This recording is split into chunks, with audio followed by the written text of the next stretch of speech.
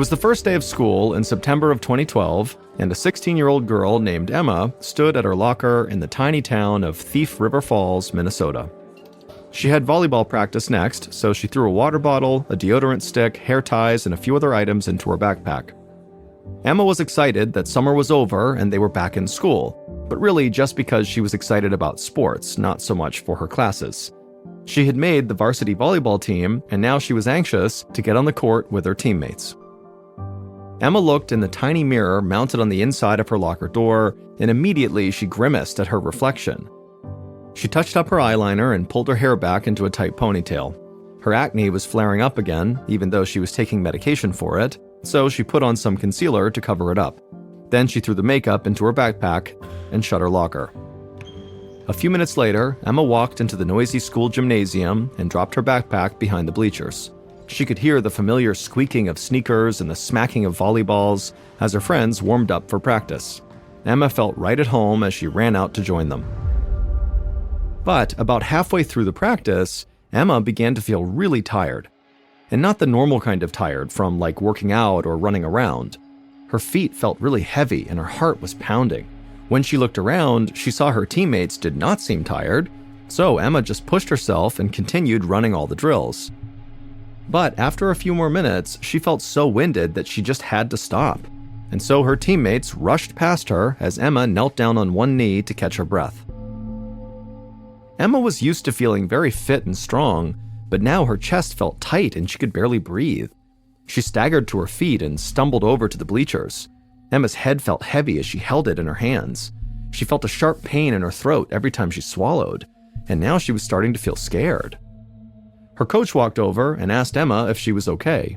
Emma silently shook her head no. Her coach placed the back of her hand on Emma's forehead, and she told Emma she was burning up and suggested she go home and rest. Emma nodded and then stood and slowly shuffled around the bleachers to pick up her backpack. She dug out her phone from inside and then called her mom and then told her she wasn't feeling good and needed to come home early. When Emma's mother arrived, she felt her daughter's forehead and saw she was burning up, so she drove Emma right to their family doctor. The doctor took Emma's vitals and discovered she definitely had a fever, with a temperature of 103 degrees Fahrenheit. So she was sick for sure. He tested to see if Emma had strep throat, a common illness among teenagers, but the test was negative. After reviewing her charts for a few minutes, the doctor explained to Emma and her mother that Emma probably had a fast-moving viral infection. He told her to go home and rest and that her symptoms should clear up in a couple of days. Emma was glad to hear that it wasn't anything serious. She didn't want to miss a lot of volleyball practices. But when Emma woke up the next day, she felt more tired than she ever had in her whole life. It was like her limbs just didn't want to move, and her lungs could barely take in any air. Emma cried out for her parents, Janet and Martin, and a few seconds later they ran into Emma's room, and the second they saw how sick Emma looked, they told her, "We're going to the emergency room right now."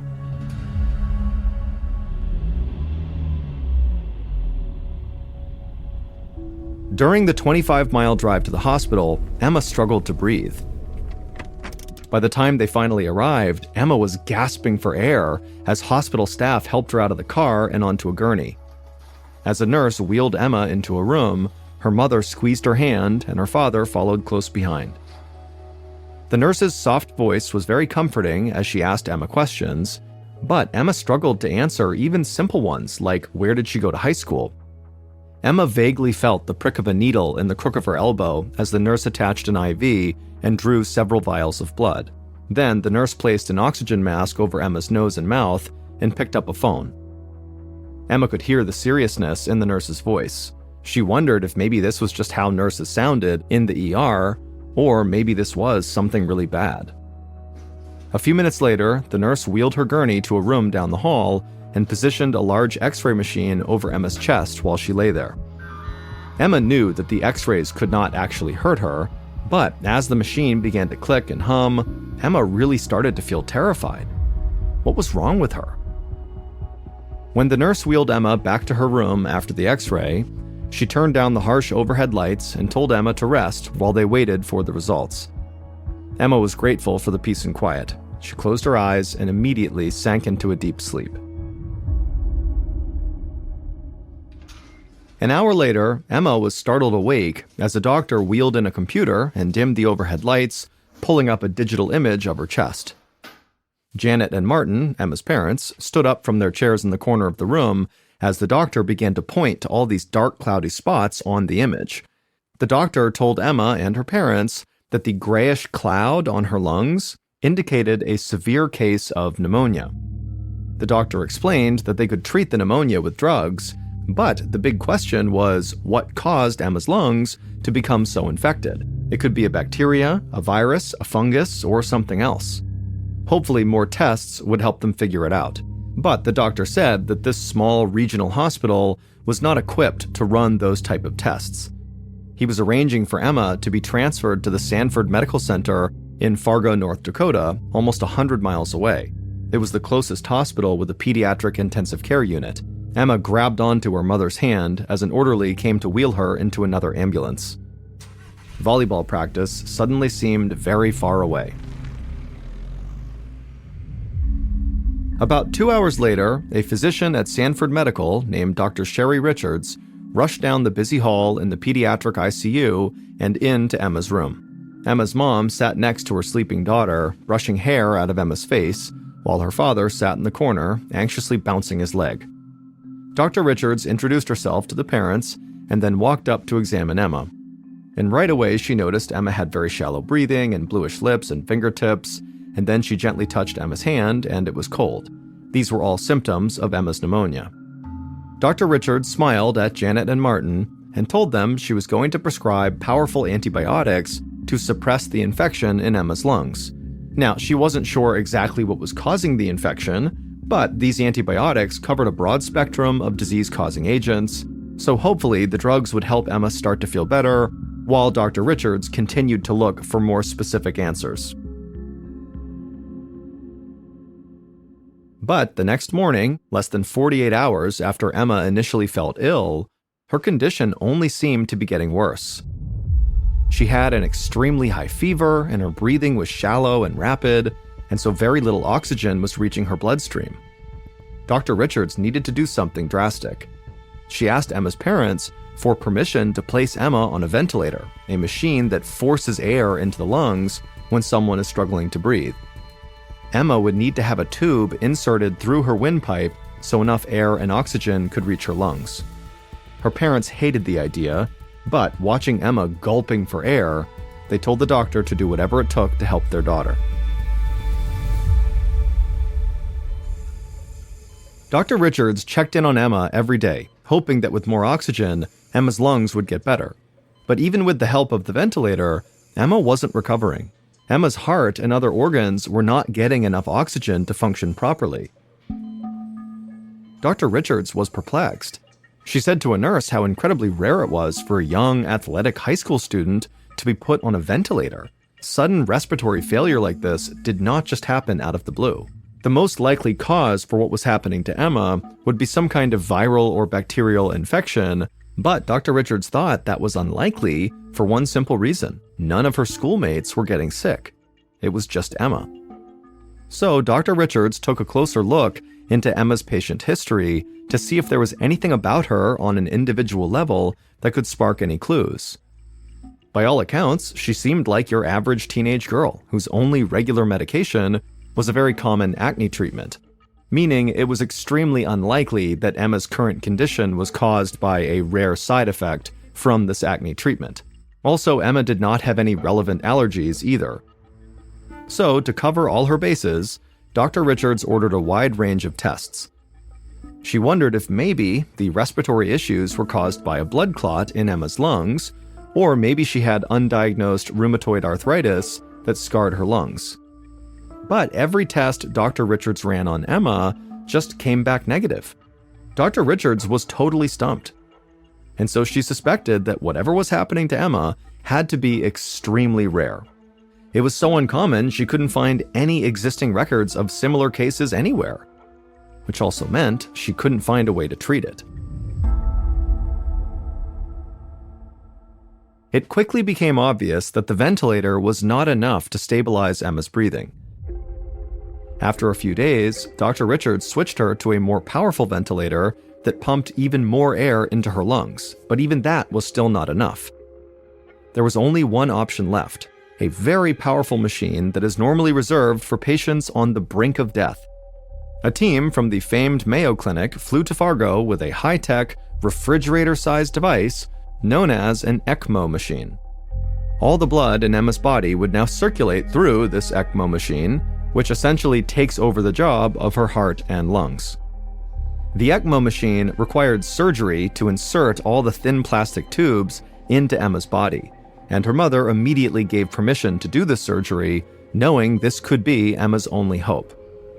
As soon as Emma's surgery was done and she was successfully hooked up to the ECMO machine, Dr. Richards arranged to fly her back to the Mayo Clinic in Rochester, Minnesota. There, Emma would be under the care of specialists who had experience treating patients who were as critically ill as Emma was. But this also meant she would now be 400 miles away from her home. As Dr. Richards watched the team roll Emma and the giant ECMO machine toward the airplane, she shook her head at the danger her young patient now faced. She was convinced that Emma's heart, lungs, and kidneys were so damaged that they would never function again without the help of this machine. Now, Emma's only hope of getting off the ECMO machine was to get new organs. But the wait for a 3-organ transplant could take months that she might not have. For now, the ECMO was saving Emma's life, but there was a catch. The longer she had to wait for new organs, the greater risk that she would die.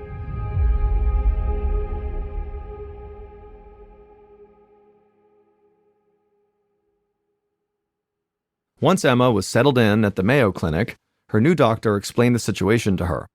She was at the top of the priority list to receive her new organs, but there was no telling how long that might take. Emma fought to keep her emotions under control. In just a few short weeks, she'd gone from the varsity volleyball team to needing a machine to stay alive. It was almost overwhelming to process. But Emma refused to lay back and mope. She was determined to regain control of something in her life. So she told her doctor she wanted to walk. She saw the doctor look at her with amazement. He encouraged her to go for it, but he also gently told Emma that given her condition, he wasn't sure that she could even muster the energy to stand, let alone take a step. And even if she could, she'd have to drag along this massive ECMO machine and all the tubes and monitors that came with it. But as an athlete, Emma was familiar with the importance of a good attitude. She knew she was physically weak, but she was also very determined. With enough time and effort, she was certain she could eventually walk on her own. So Emma asked some nurses to help her sit up and place her feet on the floor.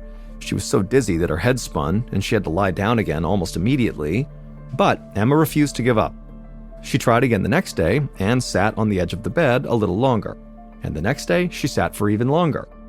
Eventually, Emma was strong enough that she was able to actually stand up, albeit she had to hold on to her mom for support. And then it wasn't long after that Emma was straight up walking out of her room and standing in the hall without her parents' help. Finally, Emma managed to make it all the way down the 60-foot-long corridor to the hospital chapel. And there, Emma tasted her first solid food since she'd been hooked up to the ECMO machine. It was just a communion wafer, but Emma could not believe how good that dry, stale cracker tasted.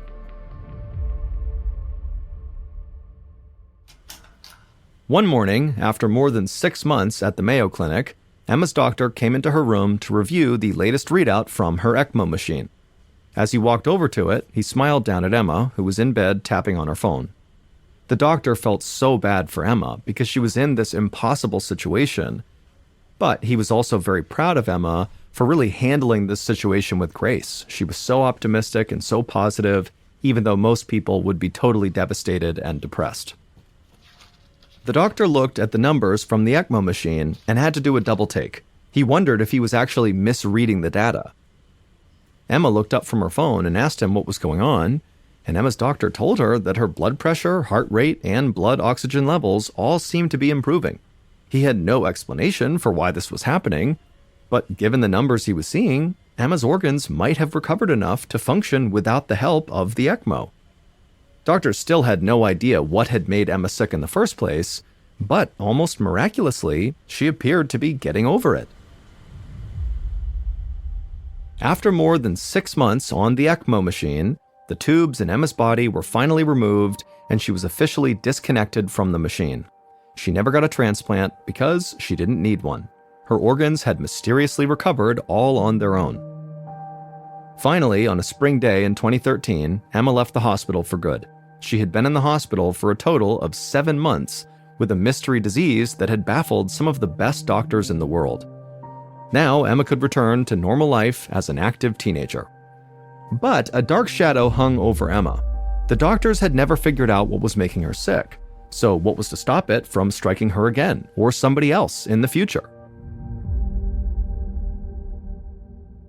2 years later, Emma and her parents returned to the Mayo Clinic for a checkup. She'd been coming every 6 months since being discharged, and so far there were no lingering issues from her mystery disease. Emma cheerfully greeted the medical staff as a nurse led her down the hospital's halls into an exam room.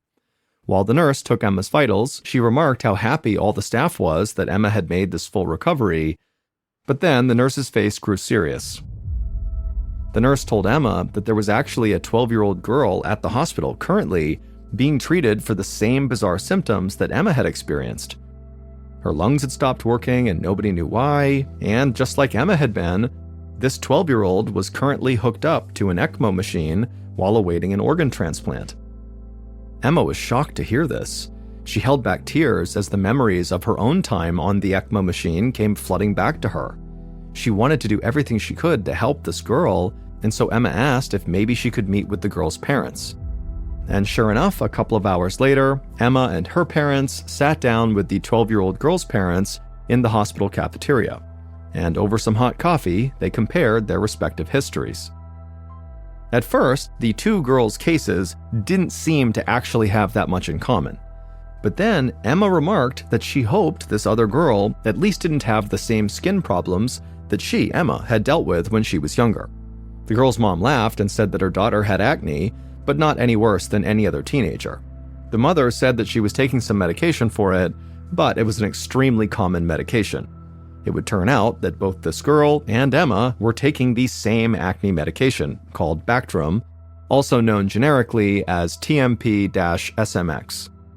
The families would shake hands and go their separate ways, and then unfortunately, the 12-year-old girl would eventually die from the mystery condition.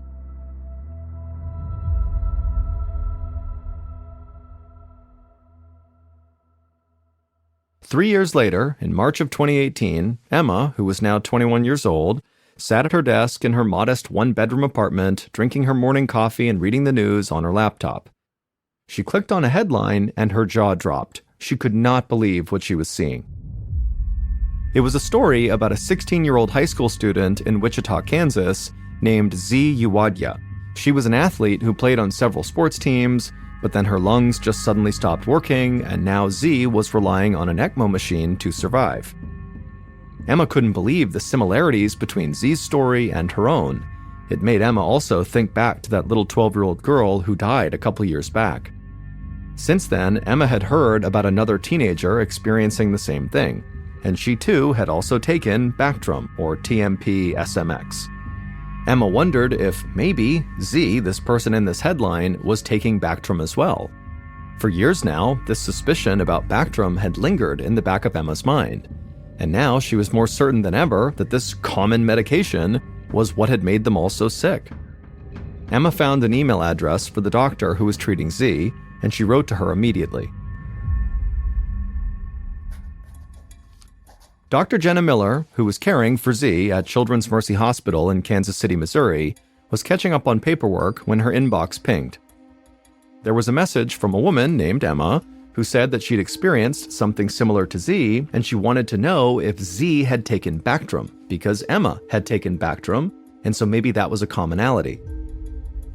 On one level, Dr. Miller thought it was highly unlikely that such a common drug could cause such a horrific reaction. Bactrim, or TMP-SMX, is the 6th most prescribed antibiotic in the entire United States. It's used to treat many different conditions. Then she remembered something. She scoured Z's files to confirm it. For several weeks before Z was admitted to the hospital, she had been suffering from a urinary tract infection. And the antibiotic that she was taking to treat it was Bactrim. Dr. Miller wrote back to Emma and told her that she very well might have just solved the mystery behind Z's condition and Emma's own horrible illness.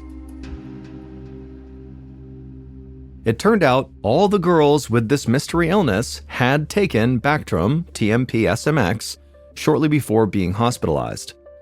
And when the doctors examined images of the girls' lung tissue samples, they discovered that they had all suffered the same kind of tissue damage. For some reason, the Bactrim was systematically destroying the cells responsible for breathing. Over the next 4 years, Dr. Miller searched patient records across the country for people who'd suffered inexplicable respiratory failure shortly after taking this drug. They identified 19 other cases, mostly young men and women under the age of 20.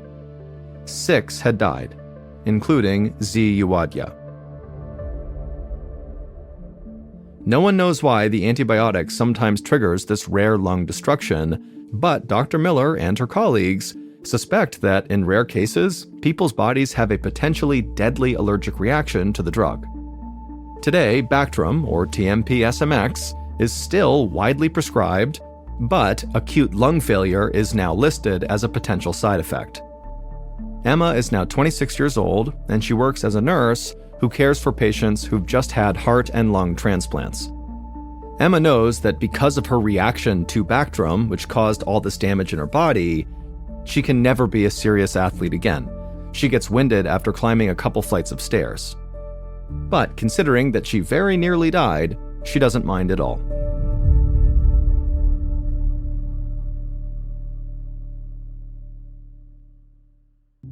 Lorraine Hendricks waited until she was sure her daughter was asleep.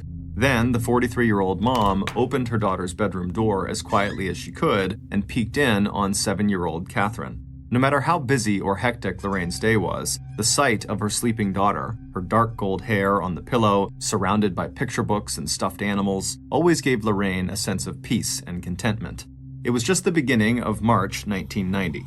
At this time of the year, it was already cold up in Connecticut, where Lorraine had been born, but here, in Lorraine's adopted home state of Florida, it was still mild and comfortable. The window in Catherine's room was open, and Lorraine could see the curtains move in the cool breeze. Lorraine knew she would never forget the terrible disappointment she had felt back in her early 30s when she had suffered a miscarriage. But that experience had also made the joy and gratitude she'd felt at the age of 38 when she became pregnant again all the more incredible. Even now, Catherine's birthday, still 4 months away, marked a milestone that felt as special to Lorraine as it was exciting for Catherine. In the glow from the hallway light overhead, Lorraine could see the dark line of Catherine's eyelashes and hear the gentle sound of her breathing. With a final whispered "good night," Lorraine pulled her daughter's door closed as quietly as she had opened it just a minute or two earlier. And as she did, Lorraine felt a pang of regret about her weekend plans. It was Saturday evening, March 3rd, and tomorrow, Lorraine would begin a 7-hour road trip south from her home here in Jacksonville to Fort Lauderdale. That was the big drawback to traveling. Lorraine would miss putting Catherine to bed tomorrow night, and she would probably be driving into the evening on Monday night as well. Then again, Lorraine thought, she'd been lucky. Starting right after Catherine was born, and with the support of her husband Rick, Lorraine had been able to take a 6-year break from her own work in public relations and marketing so she could stay home with Catherine until their daughter was old enough to start school. And during those years, Lorraine had been able to teach Catherine to speak not only English, but a smattering of French and Spanish, as well as fluent Polish, the language that Lorraine herself had learned from her parents, Frank and Jody Dombrowski. Having a baby had also added to Lorraine's pleasure in physical activity. A natural athlete, Lorraine had always welcomed any and every physical challenge that she could find, from mountain climbing to skydiving to motorcycle racing to the black belt in karate she had earned when she was in her 20s. It wasn't long after giving birth that Lorraine was back to running, not only to get fit, but so she could run races again and even marathons. Except now, Catherine was with Lorraine in a stroller or caught up in her mother's arms towards the end of a race to be carried, laughing, across the finish line. Not that life was perfect. Lorraine gave a little sigh as she thought of Catherine's father. After 11 years of marriage, Lorraine and her husband Rick were just weeks away from finalizing their divorce. In fact, one of the reasons for Lorraine's trip south the next day was to arrange for the sale of their condominium located in the Fort Lauderdale suburb where they lived before Rick had gotten his current job up here in Jacksonville 2 years earlier. But the divorce had been as friendly as their marriage had been. It was just that over time, the two of them, who had married only 6 weeks after meeting each other, had grown apart. And since their separation, Rick had met someone new, and so had Lorraine. The thought of this new man in her life made Lorraine smile. Since opening her own public relations firm a year ago, she'd landed some very big accounts and had made a name for herself. In the past 12 months, she'd helped organize and market some high-profile conventions, festivals, and corporate events, and arranged entertainment with celebrities like Frankie Avalon and Joan Rivers and the Smothers Brothers. And in the course of that work, Lorraine had met the man, also in the entertainment industry, who she believed would one day become her husband and Catherine's stepdad. Except this time, Lorraine was moving slowly. Neither of them felt any need to rush, and right now, they were just enjoying whatever time together they could carve out of their busy schedules. Not that either love or business would squeeze out the other activities in Lorraine's life and in the life she wanted to build for her daughter. Lorraine had always followed her own mother's example, taking time to give back to her community. And Lorraine, also a devout Catholic like her mother, had done just that, whether it was teaching Spanish language classes at church, or the time she'd spent years ago running self-defense courses for women, or rescuing stray or abused animals. Above all, Lorraine was a people person. Confident and curious, she was a good judge of her fellow human beings, and whenever possible, if she was faced with a difficult situation or conflict, she tried to find common ground, without ever sacrificing her own strong code of morals and ethics. A moment later, and Lorraine had walked the short distance from Catherine's bedroom to her own. Her parents would be here first thing tomorrow, and right now, Lorraine needed to pack an overnight bag for her trip to Fort Lauderdale. At 8 a.m. the next morning, Lorraine was ready to go. As soon as she had showered, she'd slipped into a pair of faded jeans, a reddish-brown top, and comfortable moccasin-style shoes. Lorraine didn't bother with makeup. Not only was she a natural athlete, she was also a natural beauty. 5 foot 6 inches tall and slim as well as fit, Lorraine looked much younger than 43. Although her thick, once blonde hair had darkened years ago to a shining chestnut, it was easy to see why she had won the Miss Stamford, Connecticut beauty pageant back in 1967 and later did some work as a model. Lorraine quickly ran a brush through her damp hair, then headed downstairs to have a quick breakfast with Catherine and her own mom and dad before leaving. As she walked down the stairs, Lorraine smiled. She could already hear Catherine chattering to Lorraine's mom in Polish. After breakfast, Lorraine kissed her mom and Catherine, and they said their goodbyes. She reminded her parents that her soon-to-be ex-husband Rick would be there at 11 a.m. to take Catherine down to his own apartment, where she would stay until Lorraine got back on Monday. Then Lorraine and her dad carried her bags out to Lorraine's gray 4-door Honda Accord, and Major Dombrowski, Lorraine's father was an officer in the Army, gave his daughter a quick hug. She promised she would call at her first stop for gas. The fuel gauge in her car was broken, and she didn't want anyone worrying that she would run out of fuel. After slipping into the driver's seat, Lorraine started the car and glanced over at the passenger seat just to make sure she had her headphones handy and her tape deck queued up to her favorite music. A moment later, Lorraine was backing out of the driveway. As she turned onto the residential street where she lived, she blew one last kiss to the tight group of 3 people, her parents and little Catherine, who stood waving at her from the doorway. As Lorraine headed into Jacksonville to pick up Interstate 95 that would take her all the way to Fort Lauderdale, she settled in to enjoy the familiar and scenic ride along the east coast of Florida. And at 10 a.m., true to her word, after 2 hours of driving, Lorraine pulled off I-95 and stopped at a gas station to refuel. Then, parking close to a nearby payphone, Lorraine got out to call her parents and chat for a minute with Catherine. Lorraine told her dad, who had answered the phone, that she was making good progress and she'd call again later when she got to Fort Lauderdale. About 1 hour later, Lorraine was traveling through Indian River County, one of those especially beautiful stretches of Florida that lives up to the name of its location along Florida's so-called Treasure Coast. Even though Lorraine had made this drive many times, she was still struck by the natural wonders all around her. On her way back, she'd be driving alongside the Indian River and the Pelican Island National Refuge. But even traveling southbound on the inland side of the interstate, there was plenty to see. especially since she seemed to have this particular stretch of the highway all to herself. After rounding a slight bend in the road, Lorraine noted the thick palmetto and pine trees that crowded the inside of the wide median strip on her left, and it was also at that moment that Lorraine suddenly became aware of the fact that she wasn't alone on I-95 after all.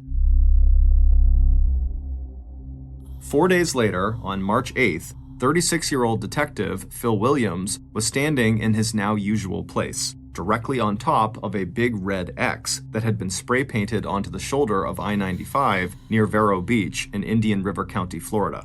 It had been 3 days since March 5th when the Florida Highway Patrol and Florida law enforcement had received a missing person report for Jacksonville resident Lorraine Hendricks. The stark words of the bulletin ran through Detective Williams' mind on an endless loop.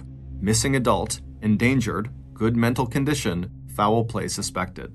The first sign that something had happened to Lorraine was her failure to meet up with her realtor early on the afternoon of Sunday, March 4th in Plantation, a suburb of Fort Lauderdale and the location of the condo that Lorraine and her soon-to-be ex-husband owned and that Lorraine was about to put up on the market. By late on that afternoon of March 4th, the phone lines up and down the Florida coast and to every Florida patrol officer's headquarters between Jacksonville and Fort Lauderdale had started humming with frantic calls as Lorraine's family began to realize, with growing panic, that Lorraine seemed to have disappeared into thin air. The last anyone had ever heard from the 43-year-old mom and businesswoman was at about 10 a.m. on the morning she left Jacksonville, when she called her parents from a payphone at a gas station just 57 miles north of where Detective Williams now stood. It hadn't taken long to locate Lorraine's car. They found it even before the missing person report went out to all law enforcement. At noon on Monday, March 5th, Highway Officer Mike Transu, who patrolled that stretch of I-95, had already called into Vero Beach headquarters to report a 1982 gray four-door Honda Accord parked and apparently abandoned on the shoulder of I-95 southbound in Indian River County. There was no sign of the driver or any car keys, but when officers ran the plates, they discovered that the car was registered to Lorraine Hendricks. Once the car was towed to a police lot where it was searched and fingerprinted, police painted a large red X on the shoulder of the road where they had found Lorraine's car. In the 4 days since that discovery, Detective Williams had not wasted a minute.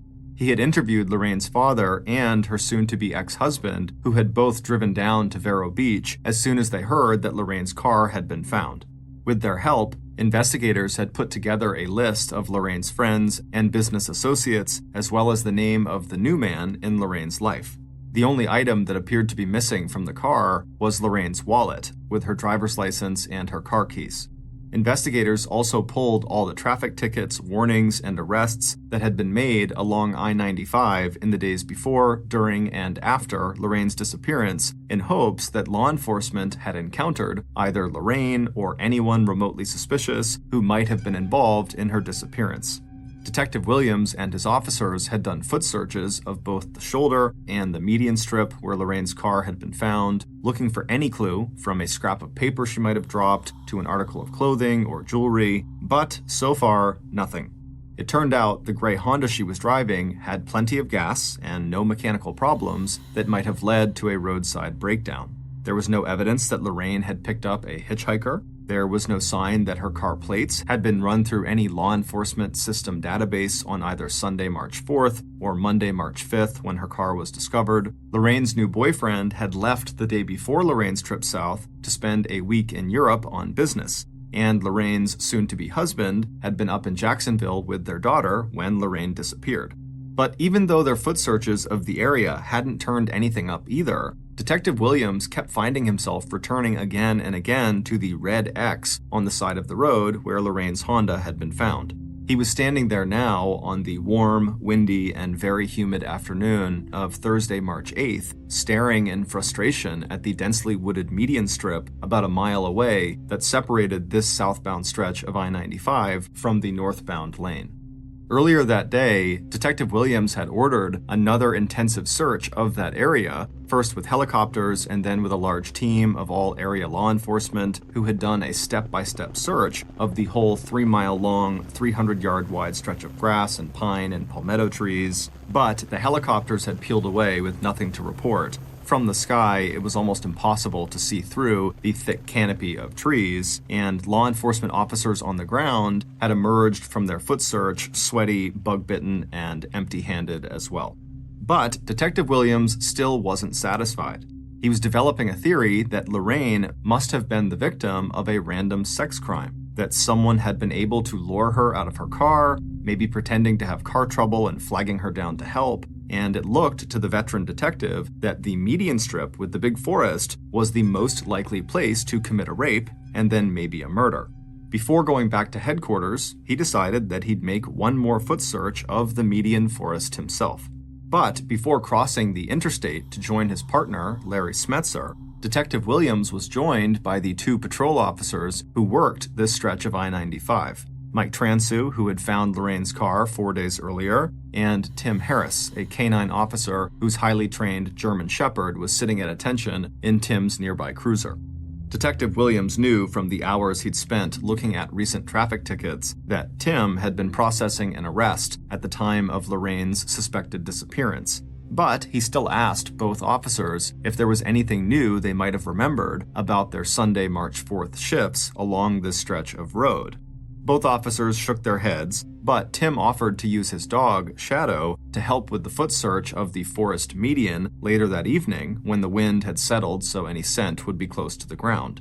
But Detective Williams, who was a stocky man with a mustache and an easy manner, decided he did not want to wait that long, and so after the 2 police officers had left, he and his partner, Detective Smetzer, found themselves wading into the thickest and darkest part of the median forest, where they decided to split up so they could search in 2 different directions.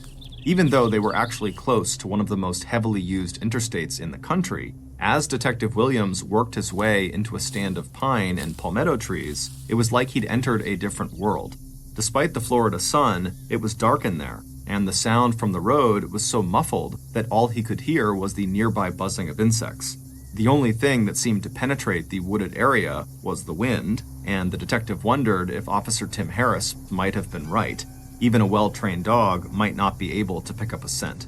But then Detective Williams felt a shiver of unease as he pushed even deeper into the stand of pine, and that's when he smelled it, a very faint odor of decomposition.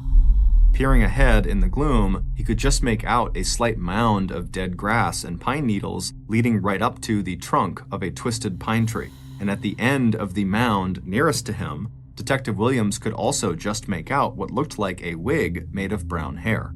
Except it wasn't a wig. It was Lorraine Hendrick's actual hair. It would turn out that sometime during the 4 days since Lorraine had been murdered inside of that median forest, some small animal had peeled away her scalp and dragged it about 3 feet away from where the rest of her body now lay, nude, violated, strangled, and beaten under that pile of vegetation. A minute later, and Detective Williams had stumbled back out of the stand of trees into the narrow cut-through that highway troopers sometimes used to make a U-turn through the median strip. Meeting up with his fellow investigator who had been drawn back from his own search by the sound of shouting and breaking sticks, Detective Williams told his partner, "We can call off the search. She's in there, and she's dead."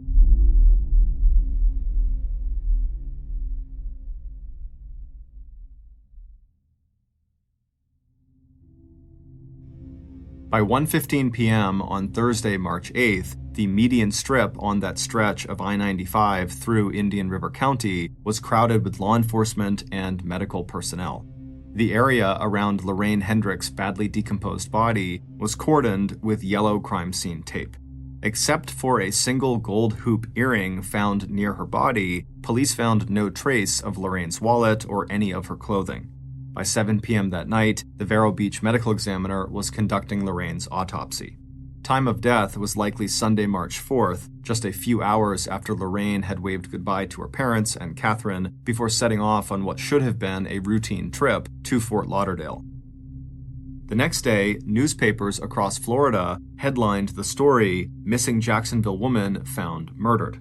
And not only did Detective Williams start receiving hundreds of tips from the public, but he also started hearing about how women all over Indian River County were now deeply scared. One of those women was 27-year-old Sandy Wessendorf, the mother of 2 young children who lived in an isolated area just 10 miles north of Vero Beach and not far from the site of Lorraine's murder. Except that Sandy had actually been feeling scared for a long time. Back in November of 1989, almost 4 months before seeing the headline about Lorraine's murder, Sandy had finally decided it was time to file for a divorce. Bright, beautiful, and completely inexperienced when it came to sex and relationships, Sandy had met her future husband when she was just 16 and he was 21. Although now, looking back to that time, if Sandy was truly honest with herself, she would have to admit that there had been problems right from the start. He had been unfaithful and unreliable, he flirted with her friends, he called her names like slut and bitch, and her mother, who was very close to Sandy and to Sandy's 2 other sisters and 1 brother, just never liked her son-in-law. And that was one big reason why Sandy had kept her marital problems very much to herself. Unlike her mother, Sandy had been sure when she got married at the age of 18 that all those problems would just go away. Because when she did break up with him a year before their marriage, when it turned out he had a second serious girlfriend who also expected to marry him, he had done everything he could to win Sandy back. And as always, Sandy had just found him too charming and handsome to resist. Despite her own popularity and good looks, Sandy was 5 foot 4 inches tall, slim and fit, with long blonde hair and green eyes. Sandy had never been with another man before falling in love with her husband. So it took her a while to realize that the physical ways in which he controlled her were not necessarily common or normal. There were the sharp pinches on the insides of her arms and her thighs where no one would see the bruises. There was the way he twisted her arm behind her back. And lately, how he had put his hands around her throat and told her, quote, "I could snap your neck and kill you right now." The last straw had been Sandy's birthday celebration. He'd planned dinner out for the 2 of them on September 29th, exactly 1 week before her actual birthday. Sandy had been excited. They hardly ever went out, especially since their first child had been born back in 1983. Sandy still remembered that event.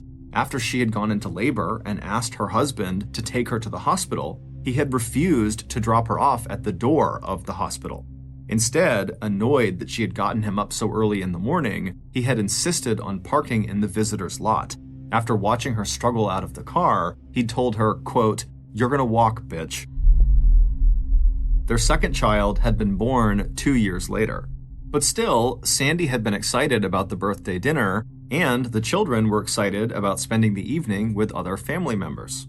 But literally, right after Sandy and her husband had gotten to the restaurant and their food had arrived, Sandy's husband looked up from his plate, stopped mid-chew, and announced that he was seeing another woman.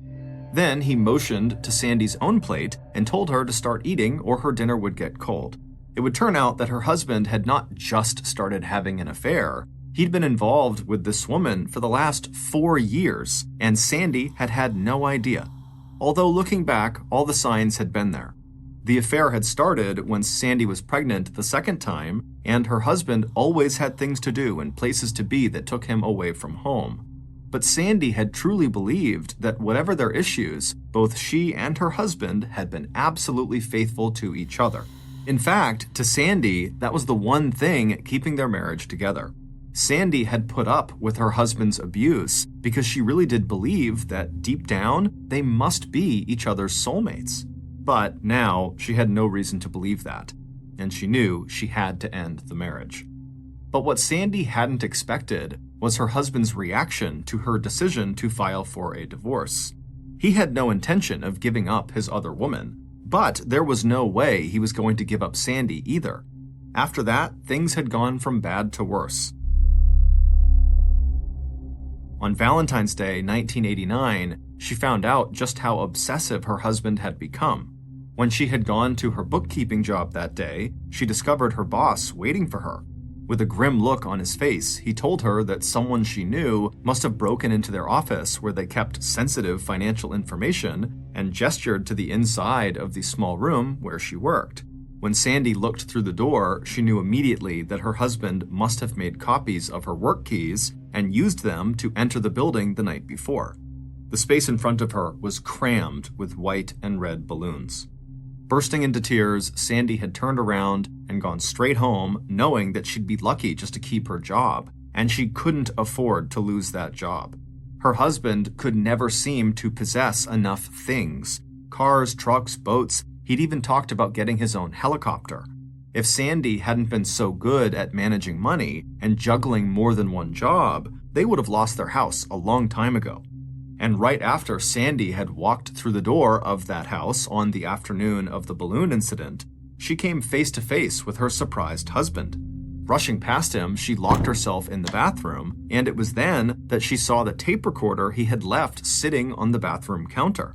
When she hit the play button, she realized with shock that he had been recording her incoming and outgoing phone calls. When Sandy eventually stepped out of the bathroom carrying the tape recorder, her husband's face was a twisted mask of rage.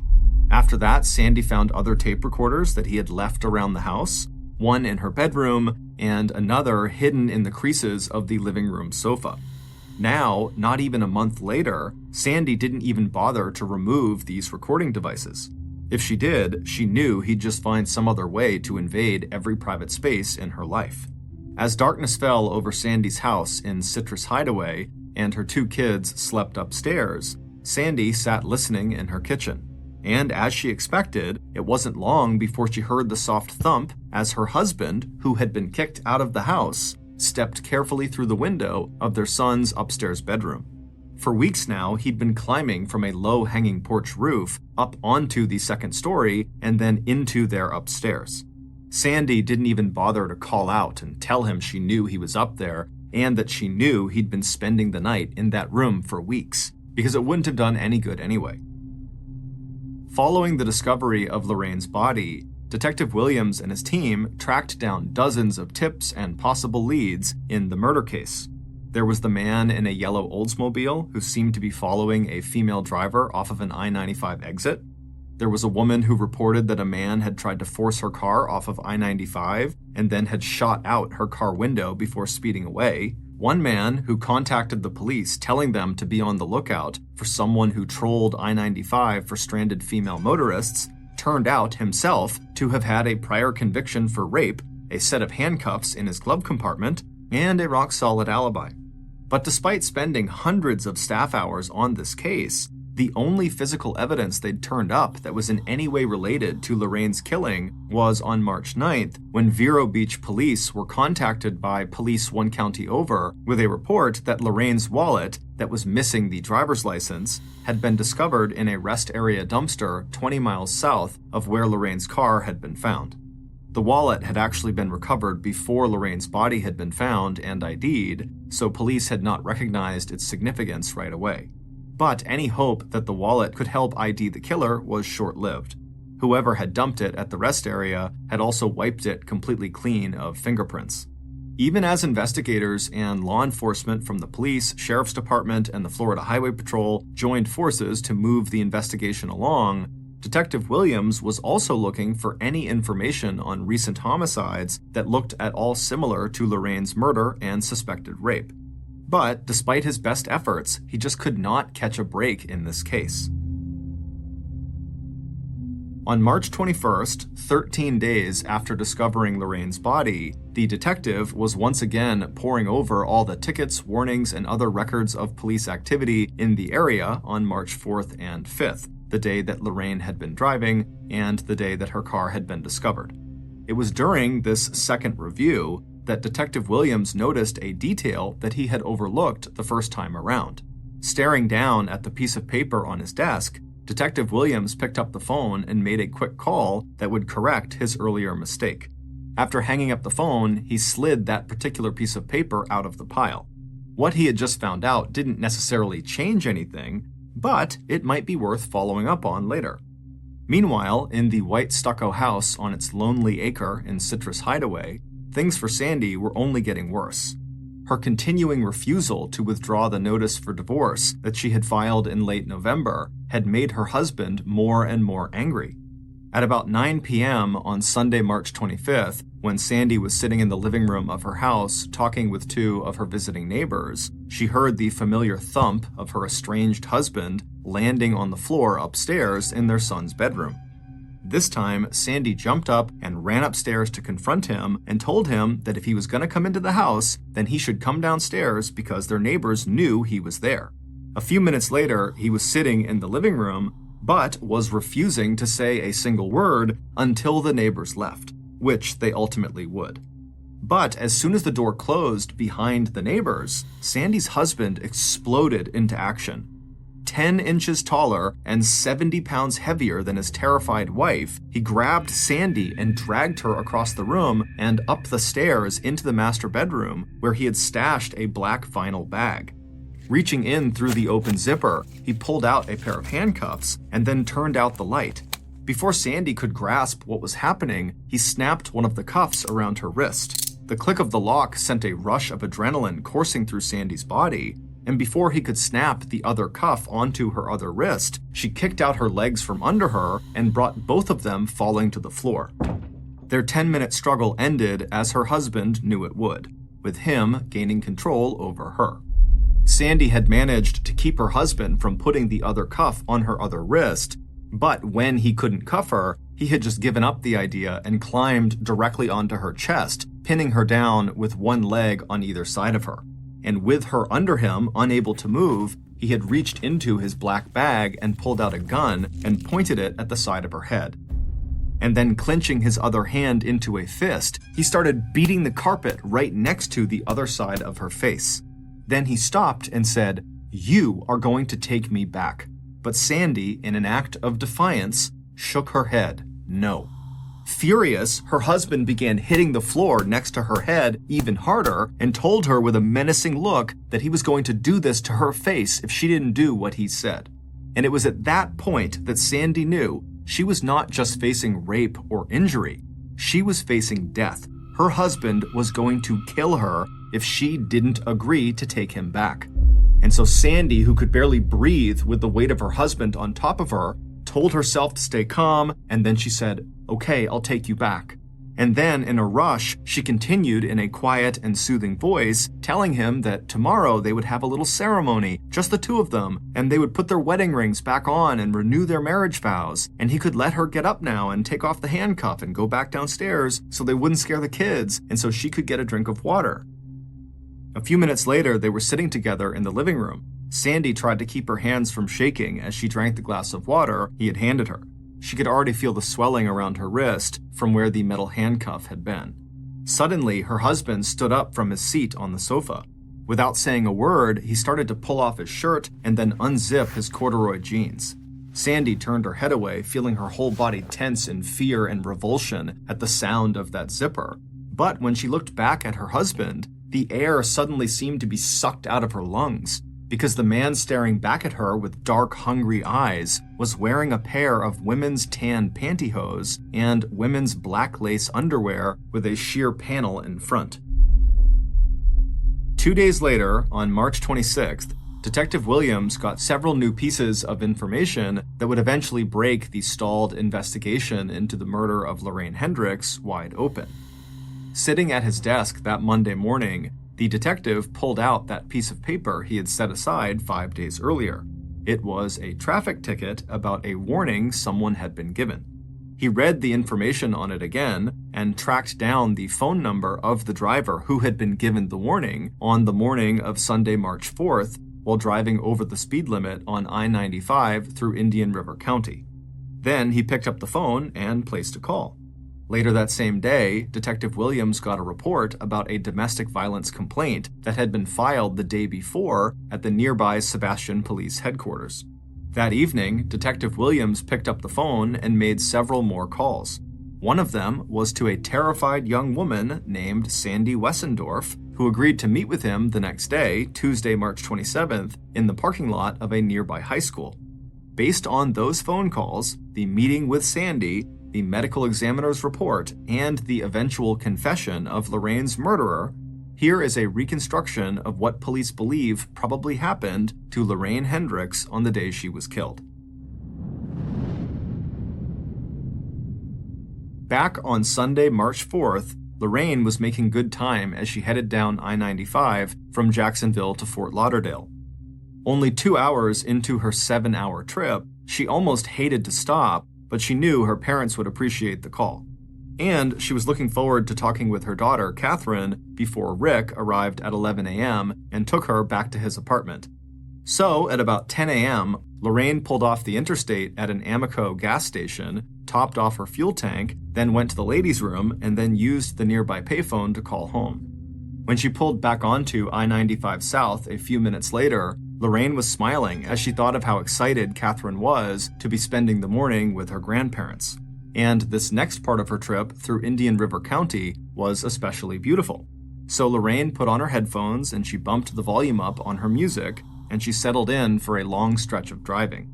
About an hour or so later, Lorraine was driving around a slight curve on I-95 with a thickly wooded median on her left. She was just thinking about how empty the road was when, out of nowhere, she saw a police cruiser appear in her rearview mirror. Instantly, her eyes dropped to the dashboard, and she was relieved to see that she was driving roughly the speed limit. But when she glanced in her rearview mirror again, she was surprised to see that the highway trooper had his lights on and was clearly waiting for her to pull over onto the shoulder. This wouldn't be the first time that Lorraine, who was often teased for driving too fast, had been stopped by police. But she was calm.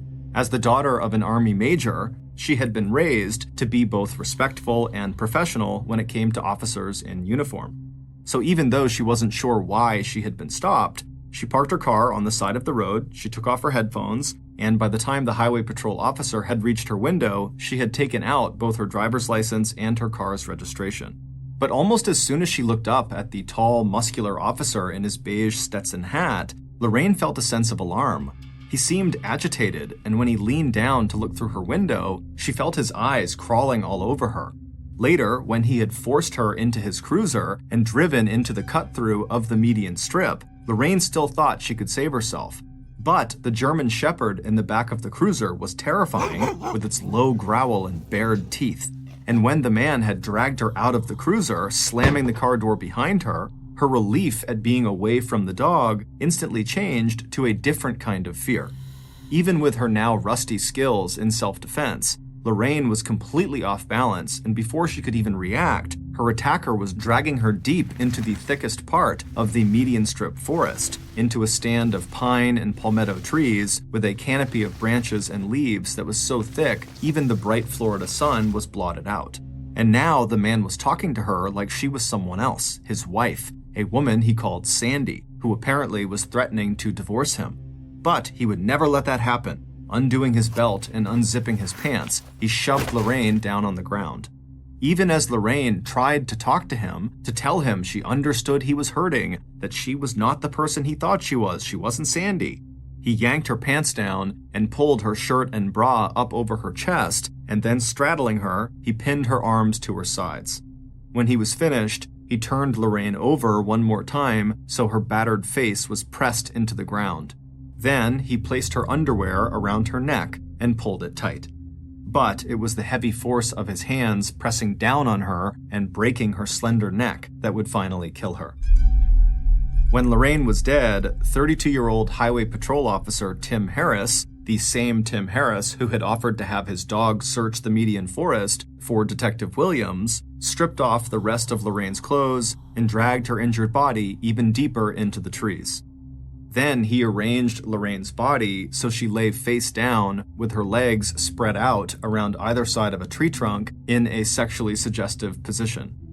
Gathering her clothes and every possible piece of evidence of the crime he had just committed, Tim covered Lorraine's body with dead grass and leaves and then returned to his police cruiser. He would toss Lorraine's wallet at a rest area 20 miles south. The only thing Tim missed taking with him was the gold hoop earring that police would later find not far from Lorraine's badly decomposed body. It would turn out that on March 21st, when Detective Williams was reviewing the records of tickets, warnings, and arrests that had been issued on March 4th, he realized that Highway Patrol Officer Tim Harris was not the officer who had been processing an arrest that Sunday morning at about 11:30 a.m. Instead, it had been Officer Mike Transu who had been processing that arrest using a serial number that had only recently been transferred from Tim to Mike, which meant that Tim Harris did not have an alibi for the morning of Lorraine's murder. With that in mind, Detective Williams took a second look at a warning that had also been issued that morning to a motorist at 10:48 a.m. Now that he knew Tim Harris's new serial number, the detective realized that that warning had been issued by Tim Harris. When Detective Williams called the driver who got this warning, he spoke to a young woman who insisted that she had not been speeding when she was pulled over at almost the exact same location where Lorraine's car had been found the next day. The driver also said that the highway patrol officer who stopped her had also told her to get out of her car and walk backwards towards his vehicle. Since the driver was almost 8 months pregnant, the request, which seemed totally unnecessary and even creepy to start with, was also totally inconvenient. But once the patrol officer noticed how pregnant the woman was, he immediately seemed to lose interest in her and in his accusation that she had been speeding. When he handed her the warning he had written out, he even told her, "Oh, you can just throw that away. It doesn't mean anything." As Detective Williams considered this new information, he thought again about that stretch of I-95 and how an officer parked near that curve in the road would be able to look directly through the windshield of oncoming cars and spot women who were driving alone. Detective Williams believed that the woman who got the warning at 10:48 a.m. was only saved because of her advanced pregnancy, that was a turnoff to Tim Harris. And then after the pregnant woman had gotten back in her car and left, the next solo woman driving around that curve was Lorraine Hendricks, and she would not be so lucky. Digging deep into Tim's employment records, investigators would later find that he had been forced to resign from his first job with a tiny police force in Melbourne, Florida, after complaints that he sometimes refused to give women their licenses back, forcing them to come to the station later to meet alone with him. It was also rumored that he would offer to tear up a ticket or traffic violation in exchange for sex. But it wasn't until March 26th, when Detective Williams saw the charge of domestic assault that Tim's estranged wife, Sandy, had filed against her husband, that the investigator felt he had the leverage he needed to press Tim about his possible involvement in Lorraine's murder. On March 27th, Detective Williams met with Sandy, whose maiden name was Wessendorf, in the high school parking lot. After Tim's attack on her 2 nights earlier, she had taken her 2 kids to her sister and brother-in-law's house for protection. After Tim had stripped off his clothes to reveal the women's lingerie he was wearing, Sandy had somehow been able to persuade him that they should wait to have sex until the next day after they renewed their wedding vows. Sandy's brother-in-law, who was also a police officer, had told Sandy that she had to go to the police and that he would protect her. So the next day, on March 26th, Sandy, with her brother-in-law Don Dappin at her side, filed an assault charge and restraining order against Tim Harris. Don Dappin then made sure that Detective Williams and Tim's commanding officer were both aware of the domestic violence charge, and then Don himself provided around-the-clock protection for Sandy and her kids. Sandy would later locate the lingerie her husband had been wearing, and she would give it to police. But although Lorraine Hendricks sometimes wore a similar style of underwear, police did not find any physical evidence that that lingerie actually belonged to her. On April 7th, 1990, almost 1 month to the day that Lorraine's body was found in the median strip along I-95, Tim Harris confessed to her murder. Despite the medical examiner's report that showed that Lorraine had probably been beaten severely around her head and shoulders, Tim would insist it was Lorraine who had begged him to have sex with her. He told investigators that she had been a nice person who sympathized with his anger over his wife divorcing him. At some point, he seemed to have snapped, and the rage he felt towards Sandy, he transferred to Lorraine. Tim Harris insisted that he couldn't remember exactly when or why he had posed her dead body so suggestively around the trunk of the pine tree, any more than he could remember having forced Lorraine into his cruiser, commanded his dog to attack if she resisted, and then dragged her out of the cruiser and into the thicket of pine and palmetto trees, where he raped and killed her. On Friday, September 28, 1990, Tim Harris avoided a jury trial and possible death sentence by appearing before a judge, admitting that he had killed Lorraine Hendricks and pleading no contest to first-degree murder charges. Tim Harris was sentenced to life in prison with a mandatory sentence of at least 25 years. Even though the ex-Florida trooper became eligible for parole in 2015, as of today, he remains incarcerated at Hardy Correctional Institute in Bowling Green, Florida. Thank you to crime writer Ann Rule, whose 1994 book, titled You Belong to Me, was our major source of information for writing this podcast. 1985, 17-year-old Michelle Avila, who just went by the nickname Missy, was a high school junior living in the working-class town of Arleta, California, which is located just north of Los Angeles, California. Despite Missy being very physically small, she was under 5 feet tall and barely weighed 95 pounds, she had a big presence about her, and it made her very popular at her school. Not only was she incredibly beautiful, with boys and girls falling over themselves to try to win her affection, but also Missy was just very kind and gentle and didn't seem to take herself very seriously.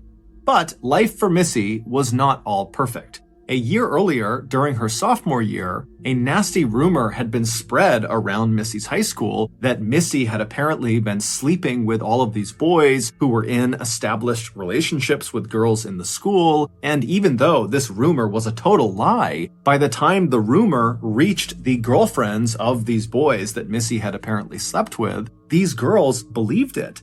And so to get their revenge on Missy, one day after school when she had walked outside, this group of girls ganged up on her and beat her really, really badly. In fact, the beating was so severe that when Missy came home, her family immediately pressed charges on the girl that seemed to kind of lead the attack. Her name was Sonia Bond. But despite Missy and her family immediately filing these charges, the case dragged for months and months and months. But finally, by October 1st, 1985, so at the beginning of Missy's junior year, Missy was within a week of actually going to court and taking the stand and testifying against Sonia. And while Missy was certainly nervous about going to court and testifying, she knew deep down she was making the right decision. On October 1st, so a week before Missy is set to testify, Missy came home from school and she told her mom that she had plans that afternoon to go hang out with her friends. This was fairly routine for Missy, who had a big circle of friends, and so her mother, Irene, told her that was totally fine, but you gotta be home by 6 p.m. Missy agreed, and then just a couple of minutes later, a 17-year-old girl named Laura Doyle, who was very close with Missy, she pulled up outside of Missy's house and she honked the horn. And so Missy heard her, she said goodbye to her mom and to her brother, and then she left the house, ran to Laura's car, hopped inside, and the two girls drove off. A few hours later, at 6 p.m., Missy had still not come home yet. However, her mother, Irene, was not that surprised. Missy was not really a troublemaker, but she really liked staying out with her friends, and so it wasn't that uncommon for her to stay out past curfew and then come home and ask for forgiveness, or she would stay out past curfew and then she would call her mother and ask for more time. And shortly after 6 p.m., the phone rang inside of Missy's house. And so Irene, she hears the phone ringing and she's expecting it to be her daughter. And so she walks over, she picks the phone up and says, "Hello?" But it's not her daughter. It's another young girl's voice. It's Laura's voice, the girl who had picked Missy up after school to go hang out with friends.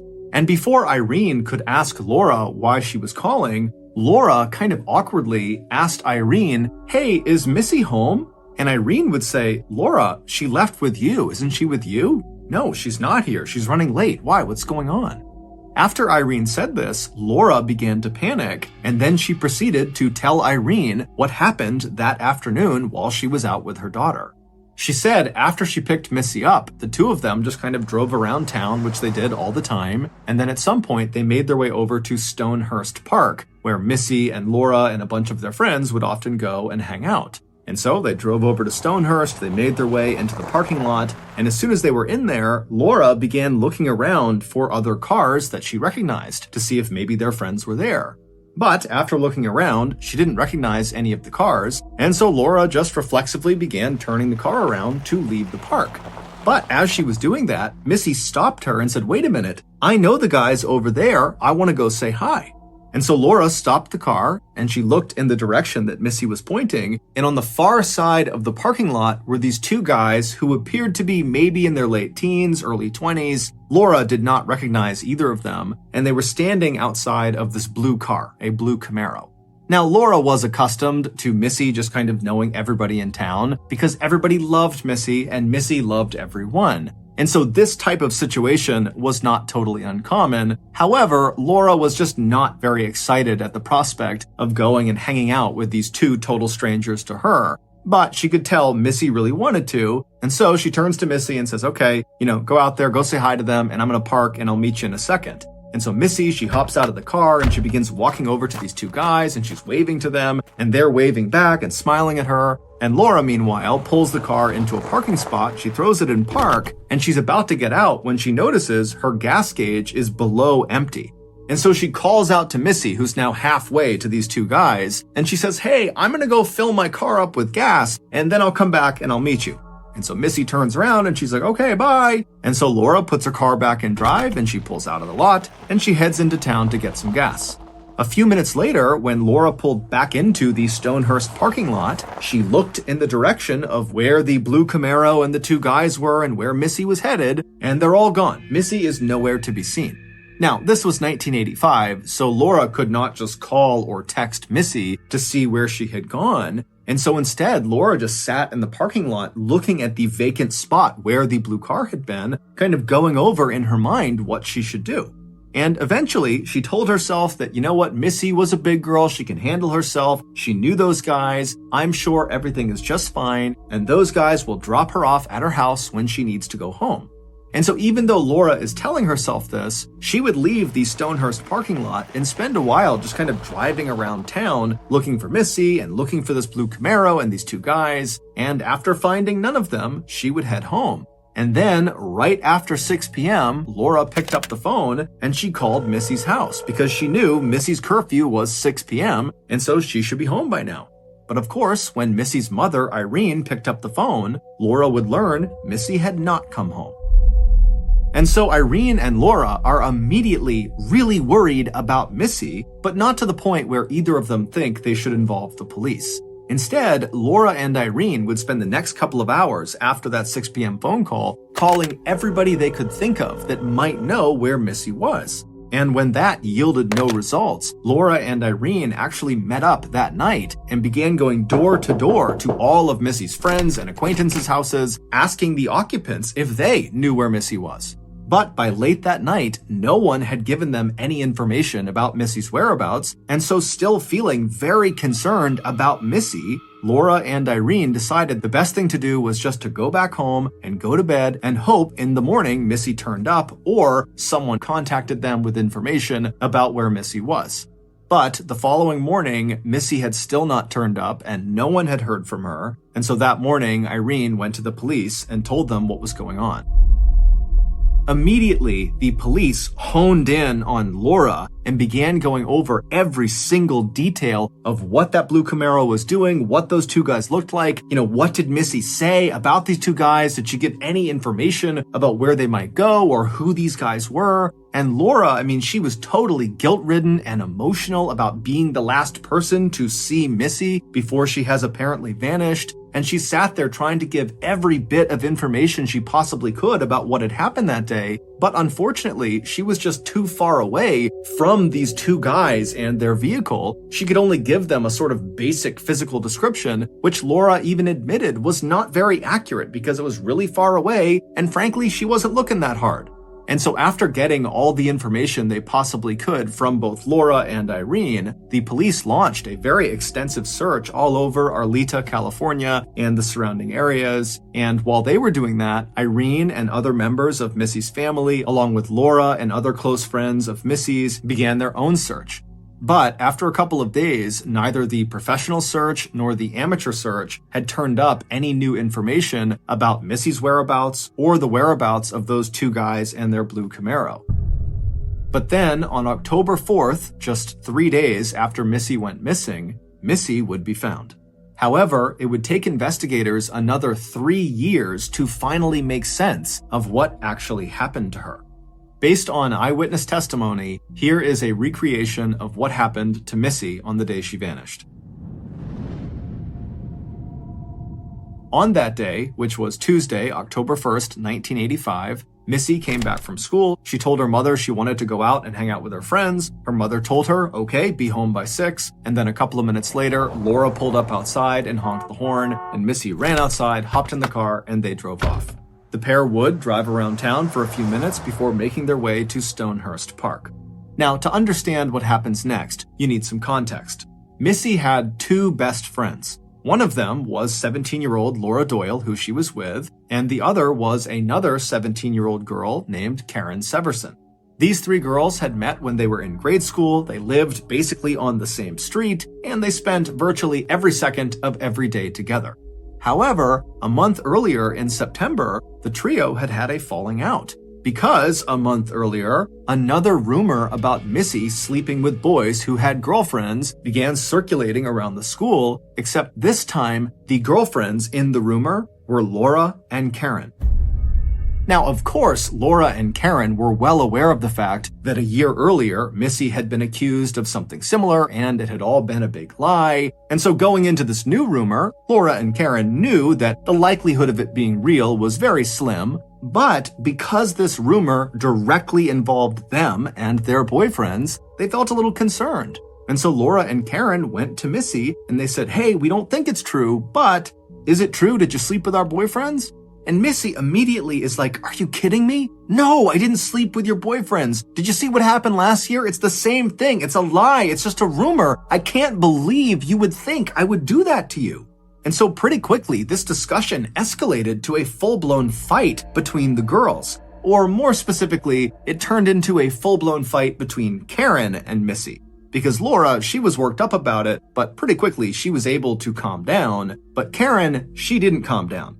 Because apparently Karen had seen Missy at some point flirting with her boyfriend, and so when this rumor began to circulate, Karen felt like, you know what, it could be true. She might have had sex with my boyfriend. And so eventually, the three girls just stopped fighting. Not because they had reached some sort of compromise, but rather because Missy just tried to turn around and walk away. And when she did, Karen wound up and slapped her across the face. And as soon as that happened, all three girls knew a line had been crossed, and now their decade-long friendship was potentially ruined. Over the next couple of weeks, Missy and Laura were able to come together and patch things up, but Missy and Karen continued to avoid each other. However, the distance between them really wore on both of them, and so finally, on the morning of October 1st, Karen would reach out to Missy and she would apologize. And Missy was really touched by this, and before long, Missy and Karen and Laura had made plans for that afternoon to meet up at Stonehurst Park to have a good day together, just like old times. So that afternoon, Laura picks up Missy from her house, and the two of them drive around for a bit before heading over to Stonehurst Park, where they're planning to meet Karen. But when Laura pulls the car into the parking lot, they look around and Karen is not there. And the blue Camaro and those two guys standing around it on the far side of the parking lot, they weren't there either. Because Laura had made up the blue Camaro and those two guys. They never existed. That was all just a big cover-up for what happens next.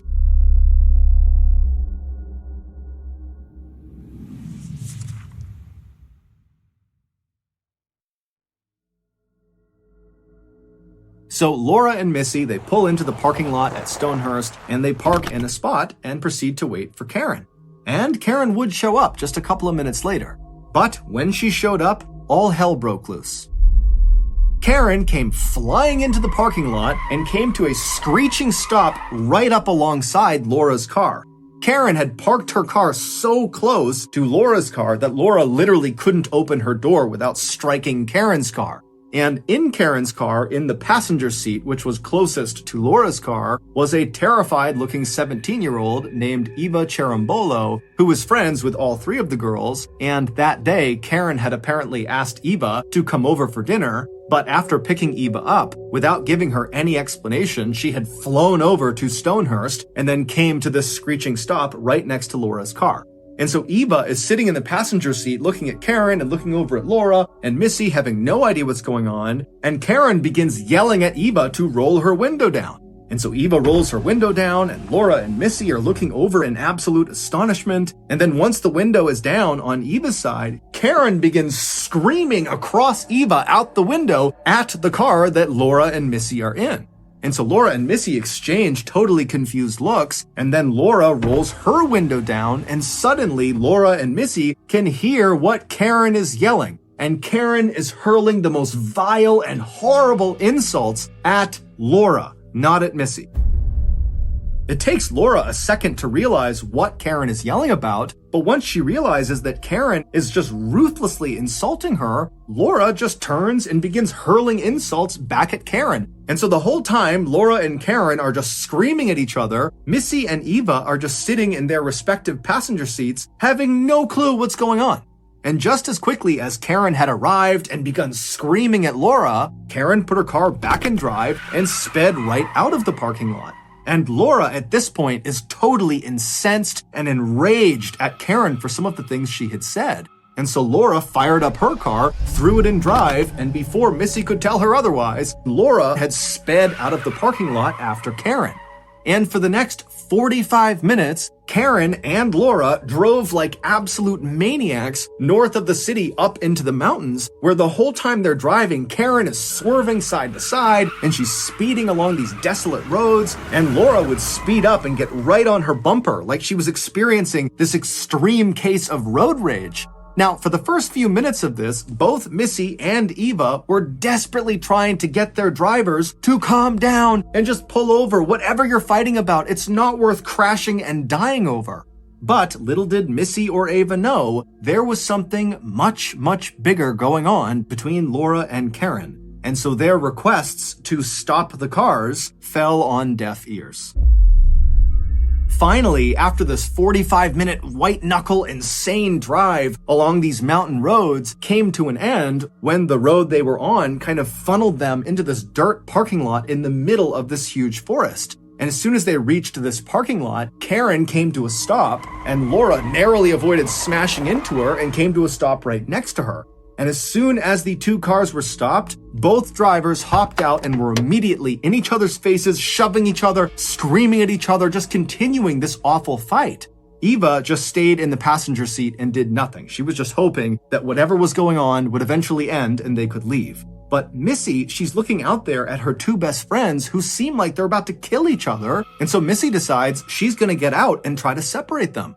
And so she begins to open her car door, and the second she does, both Karen and Laura, who were maybe 5 or 6 feet away from her car door, they both immediately stop fighting. It was like a switch had been thrown, and whatever was going on had come to a complete and total stop. And at the same time they have suddenly stopped fighting, both girls simultaneously turn and look at Missy. And before Missy could say or do anything, Karen and Laura ran over and positioned themselves right outside of Missy's door. So Missy could no longer shut the door, and Missy could not get out of the car. She was totally trapped.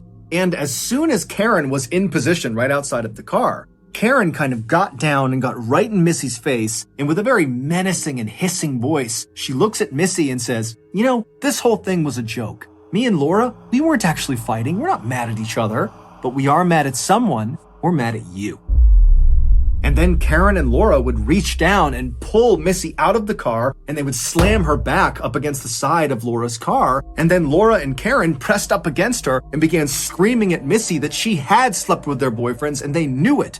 And this whole time, Missy is trying to tell them, "No, I didn't. I did not sleep with your boyfriends. I don't know what's going on." But at some point, Karen and Laura were screaming so loudly and they were right on top of her that Missy just kind of began to shut down, and she went quiet and kind of tucked herself into a ball. And as soon as this happened, Karen and Laura, they grabbed Missy and they began pushing her away from the car towards a trail that led into the forest. And Missy, she's 4'10", 95 pounds. She's tiny. And Karen was 5'2", over 200 pounds, and Laura was 5'6" inches tall and weighed 135 pounds. And so Missy knew she could not put up a fight. She had no chance against these two. And so Missy just kind of began shuffling her feet, walking towards this trail, and periodically Karen and Laura would walk up and push her to walk towards this trail. And as this is happening, Eva, who had been sitting in the car the whole time, she finally got out and kind of walked up behind the group, but didn't participate. She just walked along behind them.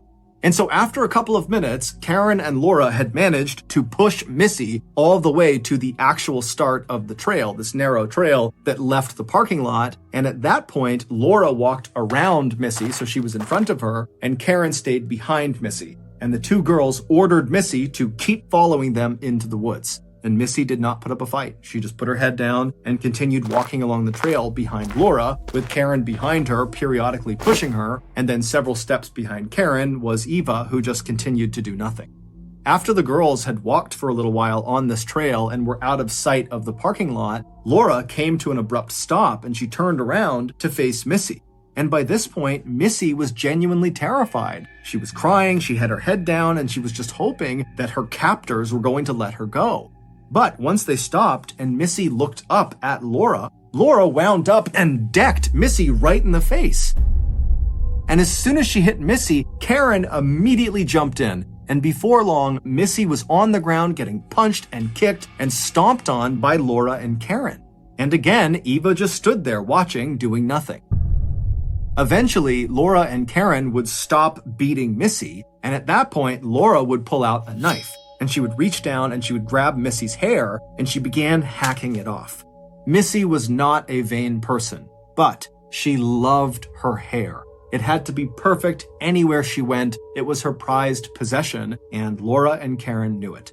And so Laura, she begins hacking off the hair with her knife, and Karen, who wanted to get involved but didn't have a knife, just began grabbing Missy's hair and ripping it out with her fists. Finally, after much of Missy's hair had been hacked off of her head, Laura and Karen stopped and just stood up and looked down at Missy, who was now in the fetal position just crying to herself. But Laura and Karen were not done. At this point, they got out restraints and they tied Missy's hands behind her back and they gagged her mouth. And again, Eva did nothing. Once Missy was completely restrained, Laura got up and began walking towards a nearby stream that was about 10 feet away from them down a hill. And so Laura gets down to the stream, she wades in about halfway where the water comes up about 8 inches on her leg, and then she turns around and she looks up the hill at Missy and Karen and Eva, who's off to the side. And Laura, while staring directly at Missy, she reaches down and begins running her fingers through the water and says to Missy, "Why don't you come down and get in the water with me?" When Missy didn't move, Karen, who was standing next to her, hauled her up and then pushed her down the hill. And Missy doesn't have the ability to brace her fall because her hands are bound, and so she slams down on her face and she rolls down to the edge of the water, and there she stops. And before Missy can get up, Karen and Laura had descended on her, they'd grabbed her by the shoulders, and they began dragging her out into the water. And so Eva, who's watching this happen, again does nothing and just turns around and begins running down the trail back towards the cars. When she gets to the cars, she discovers they are both locked, so she can't go anywhere, and she was too far away from anywhere to walk, and so her only choice was just to go back down the trail to where her friends were. And so Eva goes back to this trail and she begins walking in the direction of the stream. And as she's walking, before she can see any of the girls, she hears a terrifying, blood-curdling scream coming from somewhere deep in the forest. And Eva was so terrified that she stopped where she was, she turned around, and she ran back to the cars. Eva would sit down on the ground between the two cars, and she would begin to rock back and forth. After nearly an hour of doing that, Karen and Laura suddenly emerged from the trailhead, soaking wet and laughing. Missy was not with them. After Eva had turned around and run away from the stream to go back to the cars the first time, Laura and Karen had grabbed Missy, dragged her into the water, and laid her on her stomach in the 8 inches of water. And so Missy is trying desperately to keep her head out of the water, but Laura comes around and grabs her legs and presses them into the water, and then Karen comes around and grabs the back of Missy's head and forces her head down into the water. Missy would start fighting for her life, trying to wriggle her way out of the water, and at some point she would manage to get out from under their grasp, and as soon as her head cleared the water, she took in a big breath and then let out that piercing, horrifying scream that Eva heard as she was walking back down the trail, which scared her and caused her to run away again. And after Missy let out that primal scream, Karen readjusted her grip and pressed her head back into the water. Missy would continue to squirm and fight against Karen and Laura, and periodically she'd get her head up out of the water just enough to get a little gulp of air, and then she'd choke down a bunch of water and have her head pushed down into the water again. Until finally, Missy's strength just started to ebb. And when Karen and Laura sensed that Missy was on the verge of death and she was very weak, they seized the opportunity and they leapt off of her just long enough to run over to the side of the stream where there was this big, heavy log, which investigators would later determine weighed over 100 pounds. So it weighed more than Missy, and Karen and Laura, they'd pick this log up, they'd walk back into the stream, and they'd drop the log directly on the back of Missy's head, forcing it down into the water permanently. A few minutes after drowning Missy in the stream, Karen and Laura walked out of the trail, they got into their cars, Eva climbed into Laura's car, and the girls just left the parking lot and drove back home, leaving Missy in the woods. 3 days later, a group of hikers were in that forest near where Missy had been killed, and they spotted her body in the stream. When police arrived, they found cigarette butts, a beer bottle, and men's overalls lying out near where Missy was found. These items were there entirely coincidentally. They had nothing to do with what happened to Missy, but they somehow made the lie about Missy being with those two guys in their Camaro before she vanished seem more believable. Mostly because when Laura described these two guys to police, she kind of made it seem like they were bad boys or troublemakers, like the type of guys who would go off into the woods and smoke and drink for fun. And so the police just continued to chase down this two guys and a blue Camaro lead until the murder case went cold. But 3 years after Missy was murdered, Eva, who had been threatened by Karen and Laura never to say a word about what she knew, finally came forward to police and told them that Karen and Laura had killed Missy.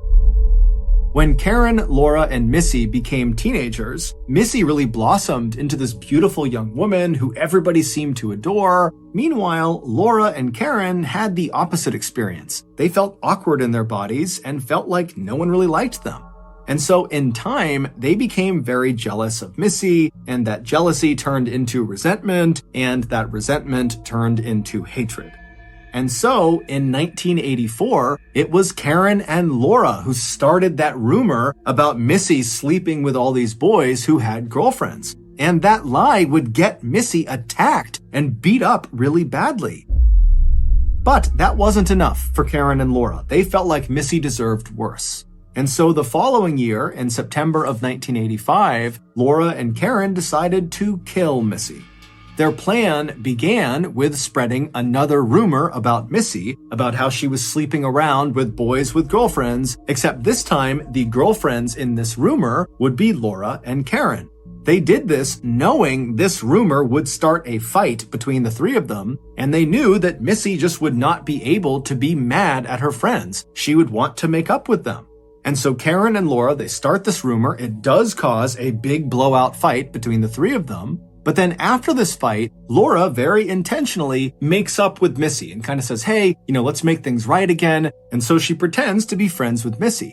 And then a couple of weeks later, on the morning of October 1st, Karen would contact Missy. She would tell her how sorry she was. And she asked her, hey, do you want to get together today, all three of us, just like old times? And Missy fell right into their trap, because she was so excited at the prospect of getting to spend time with her two best friends who she really did love. And so she quickly agreed to meet up with them. And so Laura and Missy, they arrive in the parking lot of Stonehurst Park, and then Karen comes flying in, and there's this huge fight, and there's this 45-minute drive up into the mountains where they reach this parking lot, and Karen and Laura are fighting with each other, and Missy has no idea what's going on, and then all of a sudden, the fighting stops. Because the fighting wasn't real. It was all rehearsed. Laura and Karen had done that in order to throw Missy off guard and to get her up into this forest up in the mountains where they could kill her. It's unclear why Laura and Karen brought Eva along, but most likely she was brought along as a decoy as well. After Missy's body was found and the police were on this mad hunt to find these two guys and the blue Camaro, Karen actually moved in to Missy's family's home. She told them she just wanted to offer support during this really difficult time, but in reality, she just wanted to keep close tabs on the investigation, and any chance she got, she wanted to make sure she threw police and Missy's family off of her and Laura's trail. And so for months, Karen slept in Missy's bed. She ate at the same dinner table where Missy would eat with Missy's family, and Karen would spend hours out in the car with Missy's mother, Irene, and other members of Missy's family driving around looking for clues about where Missy could have gone or who really was responsible for Missy's death. When the truth finally came out 3 years later that Karen and Laura had been the ones who killed Missy, Missy's family could not believe that their daughter's killer was literally living with them the whole time. Ultimately, Laura and Karen would be found guilty of killing Missy, and they would each be sentenced to 15 years to life in prison. Karen Severson was paroled in December of 2011, and Laura Doyle was paroled a year later in December of 2012.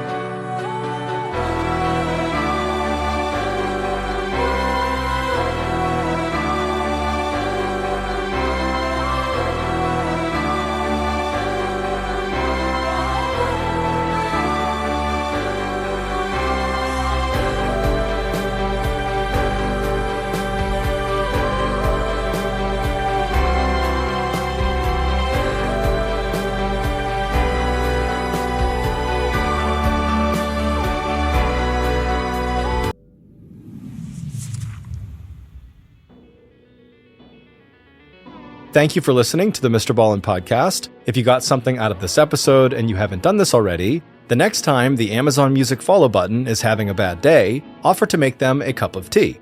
But make sure you add the milk before the water and use Splenda instead of sugar. This podcast airs every Monday and Thursday morning, but in the meantime, you can always watch one of the hundreds of stories we have posted on our main YouTube channel, which is just called Mr. Ballin. We have a registered 501c3 charitable organization called the Mr. Ballin Foundation that honors and supports victims of violent crime as well as their families. Monthly donors to the Mr. Ballin Foundation Honor Them Society will receive free gifts and exclusive invites to special live events. Go to mrballin.foundation and click Get Involved.